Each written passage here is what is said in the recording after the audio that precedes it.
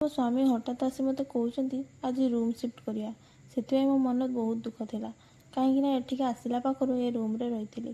ତାପରେ ମୋ ସ୍ୱାମୀ ଆସି କହୁଛନ୍ତି ମନ ଦୁଃଖ କାହିଁ କରୁଛ ମେଣ୍ଢି, ସେଇ ତ ସେମ୍ ରୁମ୍।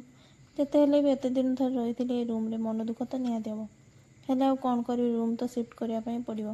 ତାପରେ ମୁଁ ଆଉ ମୋ ଦେଉର ପ୍ୟାକିଂ କରିବା ପାଇଁ ଲାଗିଗଲୁ।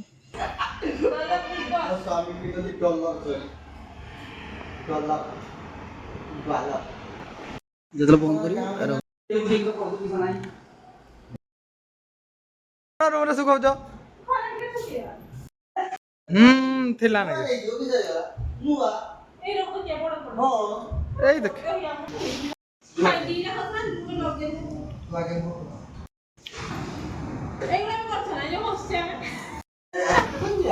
ତାପରେ ଆମେ ଦେଉର ଭାଉଜ ଗୋଟେ ରୁମାଲକୁ ଛଡ଼ା ଉପରେ ଲାଗିଗଲେ। ଫାଇନାଲ୍ ସେ ରୁମାଲଟାକୁ ଛଡ଼ା ନେଇକି ସେ ପୋଛି ହେଇଗଲେ। ତାପରେ ଆମେ ଯାଇକି ନୂଆ ରୁମ୍ରେ ପହଞ୍ଚିଗଲୁ। ମୋ ସ୍ୱାମୀ ଯାଇକି ସ୍ପ୍ରାଇଟ୍ ନେଇ ଆସିଲେ, ଆଉ ଆମେ ସମସ୍ତେ ସ୍ପ୍ରାଇଟ୍ ପିଇଦେଲୁ। ପିଇ ସାରିଲା ପରେ ମୁଁ ରୁମ୍ଟାକୁ ସଜେଇ ଦେଲି। ତାପରେ ଆମ ନୂଆ ରୁମ୍ଟା ଏମିତି ଦେଖାହେଉଥିଲା। ରହିଲି, ଜୟ ଜଗନ୍ନାଥ।